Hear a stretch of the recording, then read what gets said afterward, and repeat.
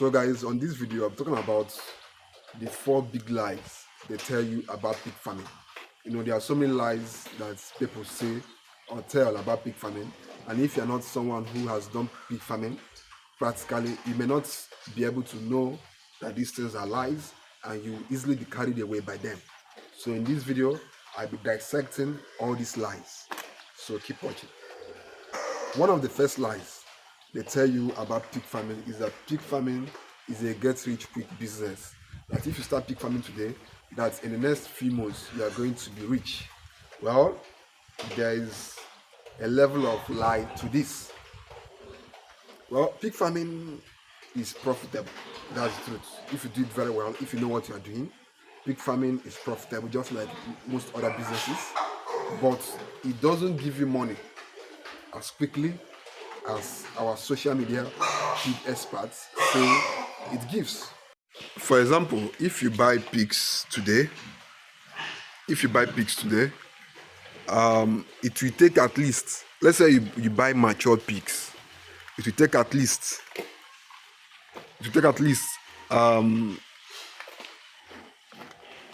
6 months for those pigs to produce the next set of pigs. That's to farrow.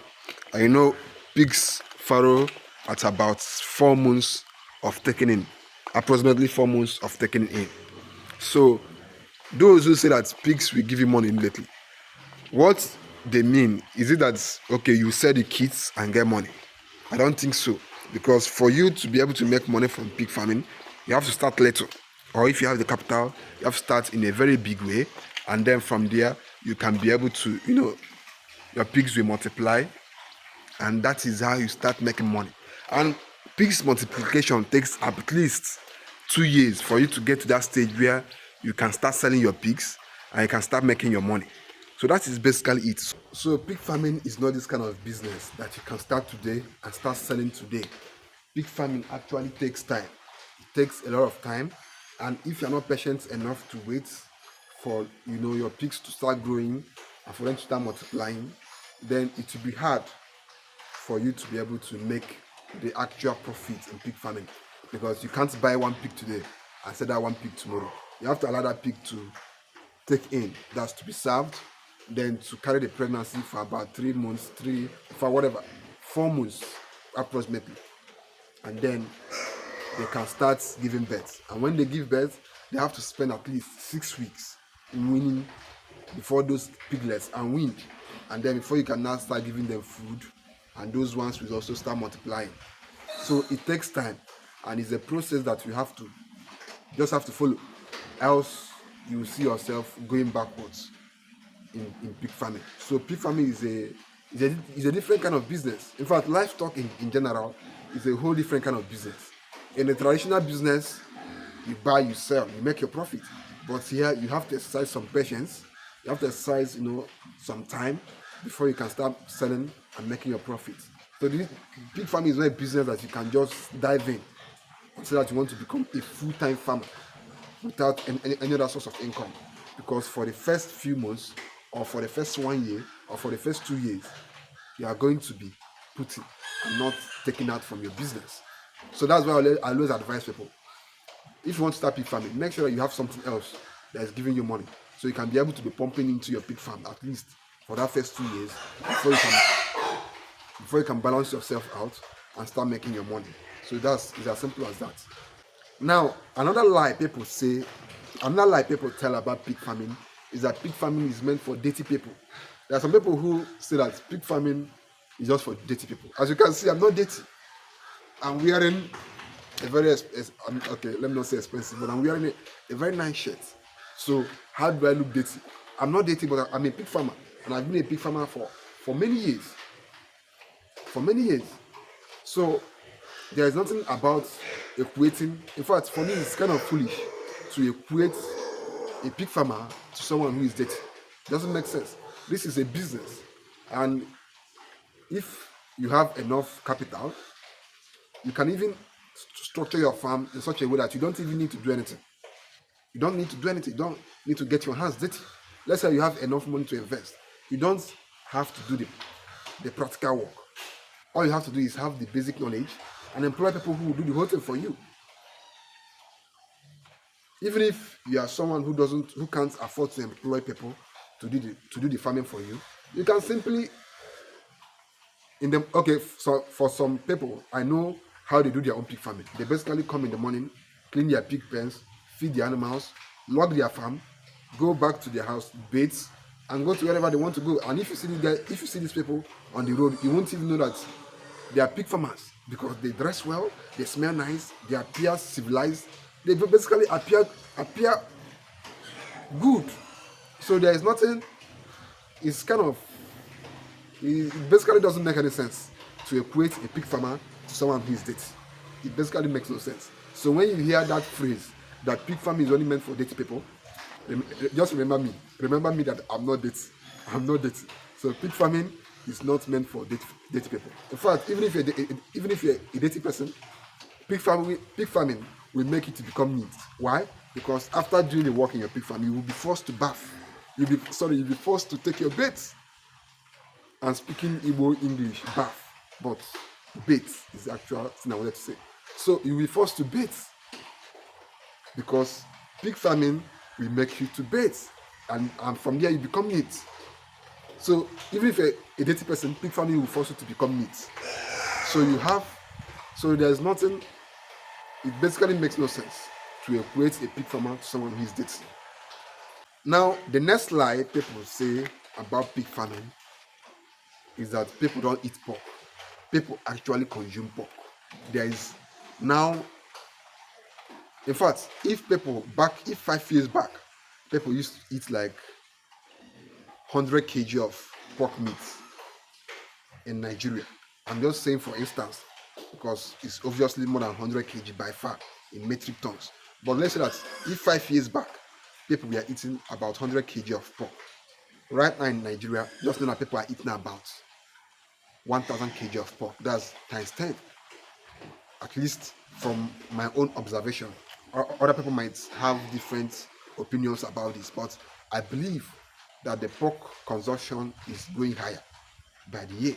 Because personally, I now see more people eating pork on the road. Because most people that consume pork consume the one that is roasted on the road. So I now see more people consuming pork. So which basically means that the consumption is rising. And you know that with the rate of population in Nigeria, one thing people have to know is that protein, anything protein, whether it be beef, goat meat, or lamb meat, or rabbit, or bush meat, anyone, just know that the consumption is increasing because Nigerians are getting higher in number. Our population is increasing. And our population is more of youth. According to a statistics I saw somewhere, about 60% of Nigerian population are below 30 years of age. I know that majority of the young people don't care about all this. Don't eat red meat. Red meat is not good for you. They don't care about those things. They basically want to eat meat. Unlike the older generation who basically have to avoid some of these things due to health issues. But the younger generation have to consume meat, have to consume protein.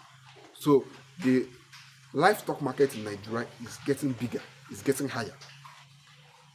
And the demand is not even being met.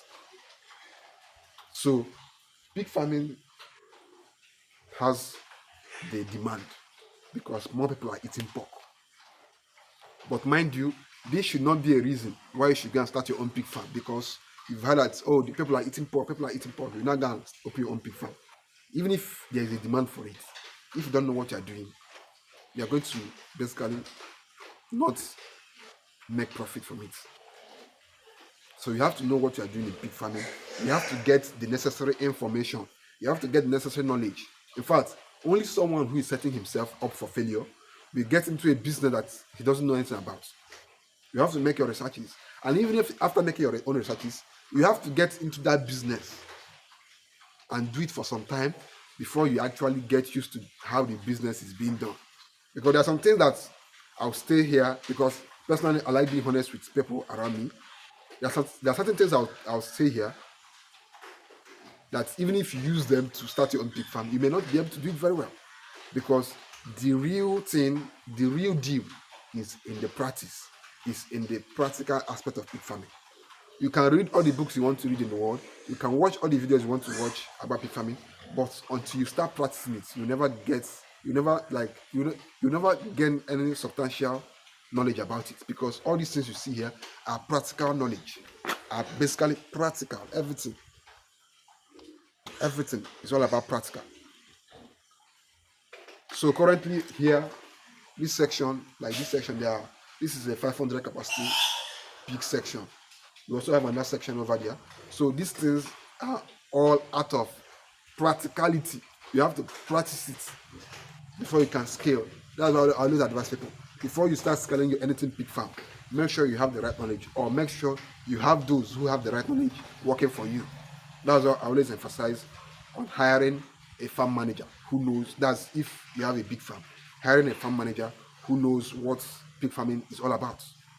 You can't be a novice, you can't have little knowledge about pig farming, and you go and also hire a manager who knows nothing, or workers who know nothing about pig farming. Yes, you are allowed to hire workers who know nothing about pig farming, but except you know how to teach your workers everything about pig farming, then you should hire a manager who can teach them and who can supervise them. It's as simple as that.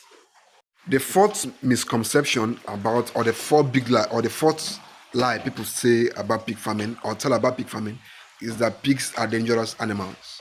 Well, pigs are not dangerous animals. These are all made up assumptions about pigs, that pigs are dangerous animals, but they are not. Actually, pigs are some of the friendliest animals. This side is a little bit dark. Pigs are amongst the most friendly animals you'll ever meet. That is basically the truth. That don't run. So pigs are very friendly animals.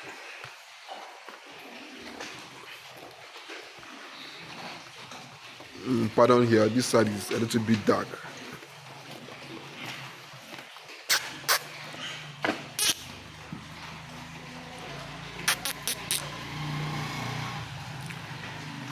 Hello my friend, come.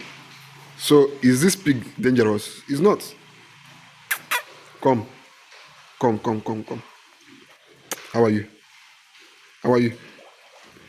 So this is basically like to show you guys that pigs are not dangerous. They are not as dangerous as people say they are. As you can see, these are all pigs. They are not dangerous. The only thing that pigs are a little bit wide. They are kind of wide. Some are wide, not all of them, but it all depends on the genetics of the pigs. Because I've met certain pigs that are basically terrorists. Like they are basically terrorists. So I've actually met some pigs that are very, very, very playful, and there are some that are very, very wild.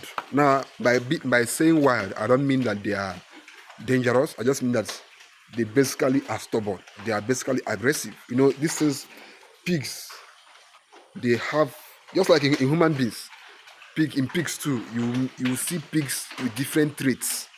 There are some that are calm, there are some that are friendly, there are some that are aggressive, there are some that are basically troublemakers. Like there are some pigs that there are some pigs on this farm that all they do from morning to night is to destroy things.